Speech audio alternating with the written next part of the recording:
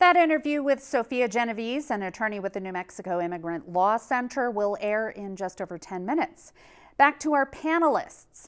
The governor and environmental groups each had ambitious agendas this year. Different, but ambitious. We just heard about some of that. But neither group got a lot of what they wanted. Tripp, do you think that this lack of movement on climate and environment issues has to do with this being a 30-day budget session, or is it the oil and gas lobby flexing? Honestly, it's both and instead of either or. It is a 30-day session. As we know, that's primarily the budget. As you said, leading off the show, this is, they had one big job and it's the budget. As we all know, there's a lot of movement in the 30-day session, a lot of flurry of activity. You don't have the margin of error for getting something through is lessened and diminished during a 30-day session. So there's that. But, oil and gas lobby, again, oil and gas revenues through all its revenue streams pays for 40 to 45% of the budget, in that range every year in, year out. So they have a lot of influence up at the State House, as we all know. So to me, it's both and. Mm-hmm. Lawmakers did approve some green energy tax credits in the package for geothermal electricity, geothermal heat pumps for consumers, solar market tax credit, clean car tax credit that includes used EVs and chargers, advanced energy equipment that's for solar and wind equipment used in the bigger production. Sean, what happened to the governor's plan for a strategic water supply? Source has been all over this. Yes, and I do have to, to begin with, Danielle Prokop, our reporter here, educates me every single day on water in New Mexico. And it's a complex thing. She talks about water as a language in New Mexico, and that's what we heard about. So in short, the strategic water supply is a culmination of multiple water experts and stakeholders and industry people trying to develop how New Mexico can create a commodity market for water that is coming from oil and gas industry. This is used water that is used to produce and frack. All that money we're receiving a lot of our water goes to create that. So the state wanted to create a commodity market where it can treat that water, turn it into something solvable, and sell it to other states. Now, we didn't have any details about this, even though this was a prominent initiative for the governor that started not only in the state of the state, but even months before the session started. Still had no details. Got some small minor details about it through the session, where there was a $500 million investment in this new program to establish this thing. That completely changed at the very last minute. The governor was able to, the governor and her administrators and her supporters in the legislature brought a proposal up in the last week of the session that would have cut this investment to $100 million and also would have cut out the oil and gas industry potable water they used and only used brackish water. And from what we heard in sort of the process as to how this happened, advocates were completely opposed to the idea. They called it a bit of a bailout for industry. Industry never even spoke up in support for it in any committee hearings that it was spoken about. And so it was a little bit of a stumble by the governor on this part. While it was a major initiative, the criticisms that we heard from a lot of people about it was her position on moving it and pushing it through the legislature was a bit sloppy in a lot of ways. And ultimately now this thing is going to have to happen in a potential next session if it actually will. Yeah, that was a big idea and a big lift for a 30-day. I want to talk about good government for a minute. Legislators put a lot of money toward capital outlay this year. They had the money and, they threw some at old projects that needed to get finished. And there's a lot of new stuff in here for infrastructure. Tripp, you and I have spent a lot of time over the years talking about the lack of transparency in capital outlay. Used to be sort of a mega slush fund and kind of a mess.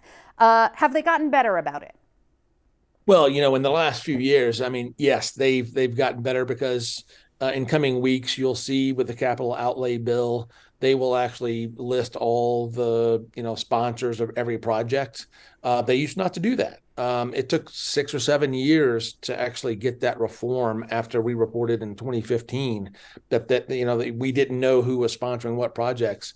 So they have gotten better about that. I will say with the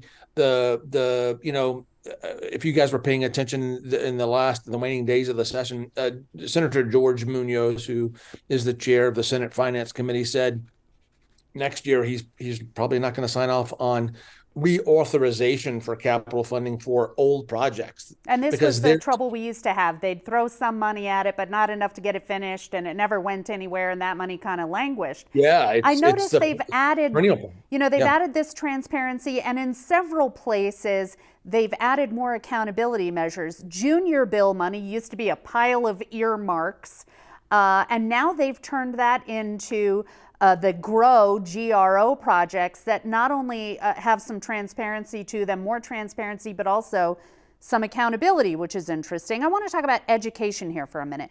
We up at the Capitol talked about some changes to the graduation requirements, making them more flexible. And throughout the session, we heard more about increasing opportunities for CTE, career technical education, internships, training, helping students move straight from high school into high-paying trades. Lawmakers gave raises to teachers 3%, put more money toward the lottery and opportunity scholarships. One thing that passed late in this session was a bill requiring affirmative consent. Sean, Source New Mexico had a story about affirmative consent. Can you just give us some insight there? Yeah, this has been a proposal is about 5 years in the making. It was an element that would provide a lot of the ideas of how you talk about sexual relationships in K through 12 is how it originally started. This year's version was focused predominantly on higher education. The supporters for the bill cut out the K through 12 elements, made it to higher ed. A lot of it was in response to the hazing lawsuit that happened at New Mexico State University with their basketball team. It passed through the Senate, and what it does, it actually really just aligns with some of the federal standards you have with Title IX in providing resources and support for victims who are of sexual assault and harassment, and providing resources for students at the very beginning when they get to college about this is how you need to deal with interactions, training in a way when it comes to navigating the elements of just generally working with being around people. And I should say that, we've covered this here at New Mexico in Focus. UNM has been doing this for a long time. So this is not actually a significant change because it only applies to higher ed. Like you said, it would have been very significant if it had applied to K-12. Tripp, your colleague Bella Davis covered the effort to pass a Tribal Education Trust Fund. I thought that was in the budget. I saw money in the budget for that. What happened? So yes, you did see money in the budget. What happened was, and this was the second year that it was proposed. This year, they had a year to kind of prepare. What happened is it looked like it was going to pass $50 million in the budget. Again, this is the model of like 50 million. Then it produces interest that the tribes could then use to actually help with their own educational programs within their communities and also in urban and other areas off the communities. What happened was in the end, in the last days, it looked like it was going to pass 66-0 or something like 68-0, maybe in the House. They passed it out. Looked like it had momentum. And then it kind of like just basically stalled in the Senate. In the last couple of days, we started hearing word that maybe some people had some problems with it. And yesterday, the House Tax Committee Chairman Derek Lente told Bella that he was going to pull the bill. It was sitting on the floor, and there were going to be Senate floor. There were going to be a lot of amendments, and he just didn't think he could get it through in time. And he asked Peter Worth not to run it. Sean, we have about a minute left here. What does this mean for education for tribes and pueblos, and how do you think the legislature did overall in responding to their legal obligations resulting from the Yazzie Martinez lawsuit? Well, what's going to happen is you see my buddy here, Robert Knott, just for a second showed up. He wanted to sign in. But what this means is that New Mexico is going to be in Yazzie Martinez for probably decades. I imagine we're going to be covering this mandated education reform probably for the rest of our careers in journalism and for the next group that's coming up. Thanks again to you two. We will return to this group in less than 15 minutes, and I'll ask what public safety bills didn't make it through both chambers at the Roundhouse.